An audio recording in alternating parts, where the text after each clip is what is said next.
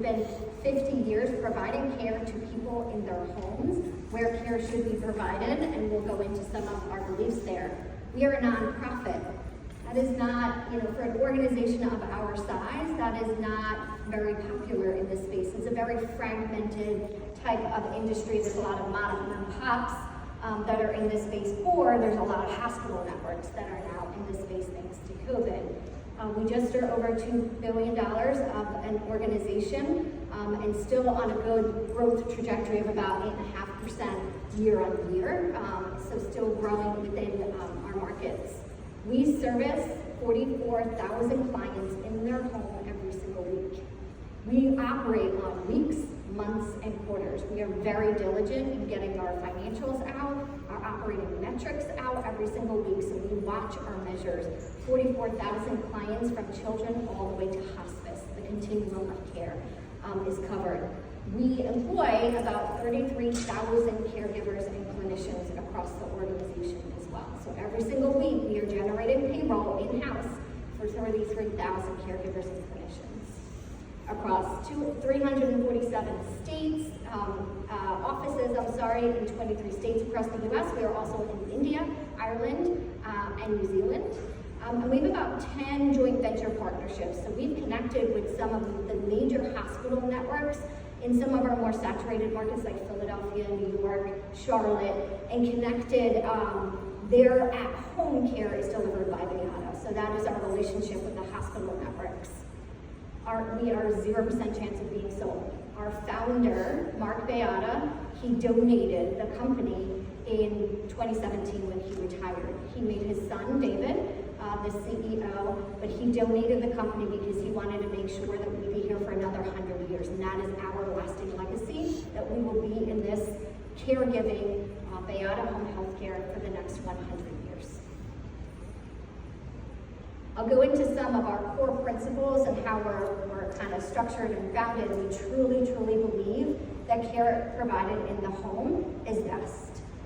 Post-COVID, most other organizations also believe that care provided in the home is best. Healing happens in the hospital, true curing happens at home, and we do it across the entire continuum of service. So I'm going to start on the left and talk about pediatrics. We bring home kids from the neonatal intensive care unit every single week. We are partnered with CHOP. We have many stories about bringing kids home for Christmas that will touch your heart, and we do it with pride. The complexity of these kids and the diagnoses that they are coming home with are becoming more and more complex as we've been in this business. We are now bringing them home with equipment. We have HICU, home intensive care unit, so we're able to provide higher acute care at home rather than be in the hospital. That saves money. It saves the payer money. The payer is very interested in getting this work done. We graduate then to adult nursing. Adult nursing is our adult population who needs nursing almost around the clock, but definitely on a continuous basis. In our home health population, there are Medicare patients. They're usually coming out of the hospital. They've had a wound, a hip replacement, and they have short amount of care for a period of time. Hospice is our end of life. We have spiritual care, we have social workers, we have a whole team that readies a family for hospice care.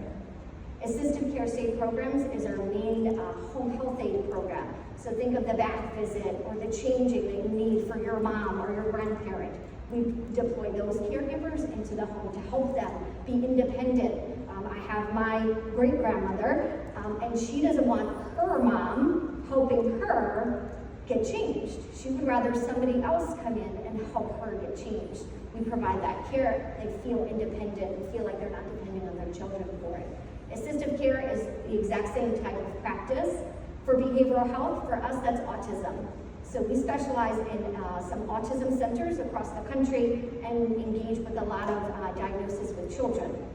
Habilitation is when those children graduate and they have developmental delayments. We help them with that service.